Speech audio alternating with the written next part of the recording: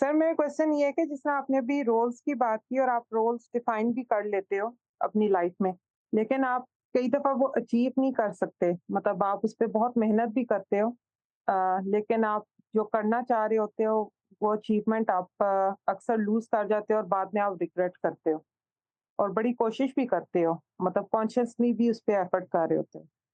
लेकिन आप वहाँ पहुँच नहीं पाते जहाँ आप पहुँचना चाहते हो। तो उसके लिए कोई आप टिप या कोई।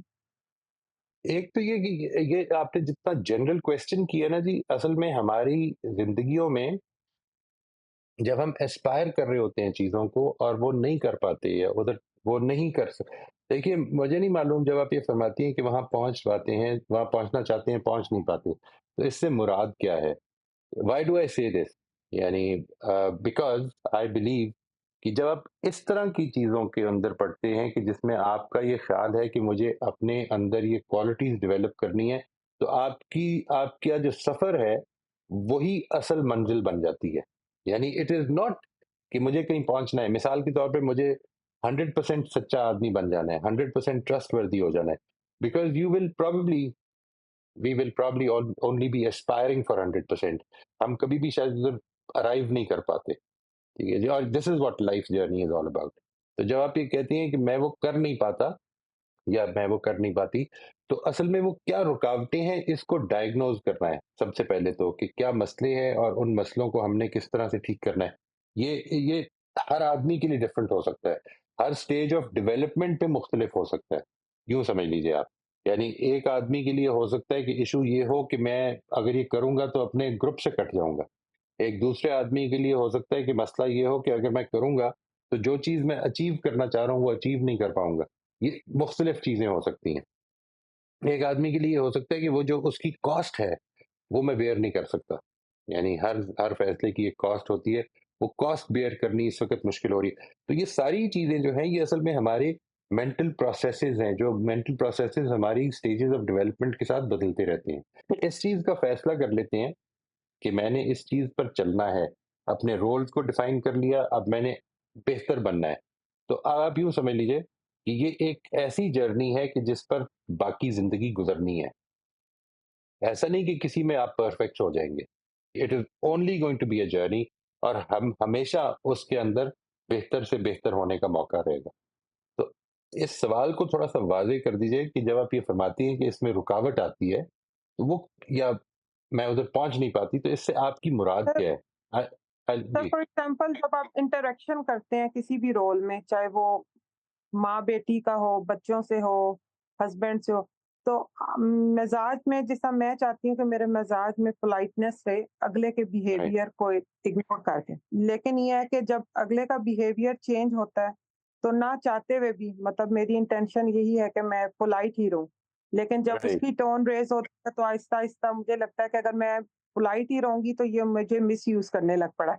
राइट। तो मुझे अपने राइट। डिफेंस के लिए बोलना पड़ेगा, या मतलब कई दफ़ा ये इंटेंशन भी नहीं होती और आप उसी की टोन में हुँ, उससे शायद बदतर हो जाते हो।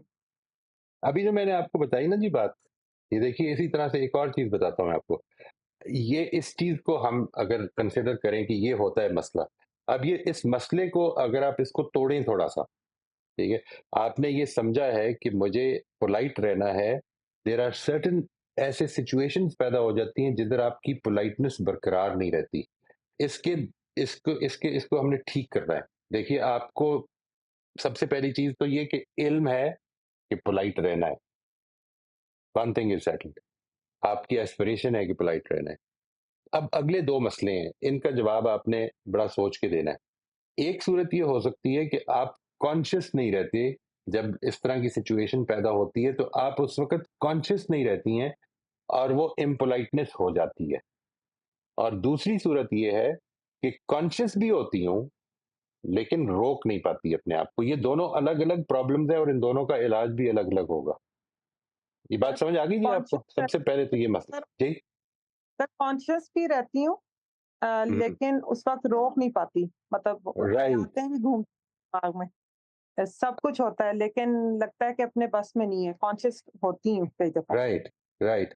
ये जो है ना जी, इसके लिए हम आम तौर पे वो प्रोग्राम करते हैं, इसको हम कहते हैं इम्यूनिटी टू चेंज।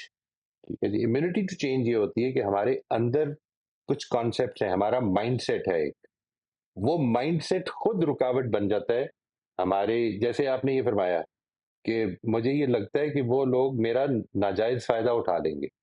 ये जो बात है ना कि वो लोग आपका नाजायज़ फ़ायदा उठा लेंगे, ये असल में आपकी एक असम्पशन है। ये मैं ये नहीं कह रहा कि गलत है, ये नहीं कह रहा। मैं ये भी नहीं कह रहा कि ये ठीक है।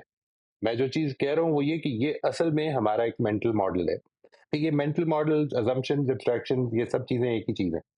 जो चीज़ इम्पोर्टेंट है वो ये कि अगर आपकी ये असम्पशन ठीक है, तो फिर आपका ये रुक जाना भी या इम्पोलाइट हो जाना भी ठीक है। अगर आप एस्पायर कर रहे हैं कि मुझे असल में इस ज़िंदगी को जिधर से अप्रोच करना है वो ये नहीं है कि लोग मेरे से फ़ायदा ना उठाएँ, लोग मुझे एक्सप्लॉइट ना करें। वो असल में ये है कि मुझे इस रास्ते पे कामयाब होना है कि मैंने, यानी what is it that you why do you want to be polite? वो उसको फ़ैसला कर लें और फिर उसके बाद ये जो असम्पशन्स हैं इनको टेस्ट कर लें। और आपको ये अंदाज़ा होना शुरू हो जाएगा कि नहीं, अक्सर असम्पशन्स भी गलत हैं और बहुत सारे मौकों पर असल में वो जो टारगेट था जिस वजह से मुझे ठीक करना है, वो वीक हो रहा था।